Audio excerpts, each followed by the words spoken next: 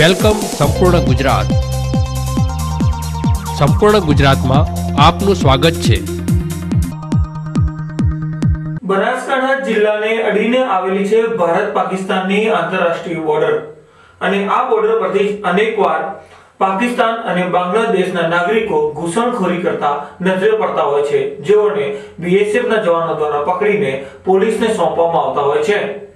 સરહદ પર થતી દરેક ઘટનાની નજર રાખવા માટે બીએસએફના જવાનો 24 કલાક બોર્ડર પર તૈનાત રહેતા હોય છે.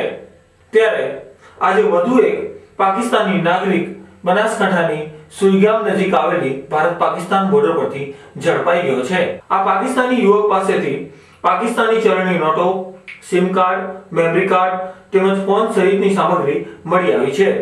બીએસએફના જવાનોએ હાલ તેને સુઈગામ પોલીસને સોંપ્યો છે અને સુઈગામ પોલીસ સહિત અનેક પોલીસની ટુકડીઓ આ સમગ્ર મામલાની ઝીણવટપૂર્વકની તપાસ કરશે.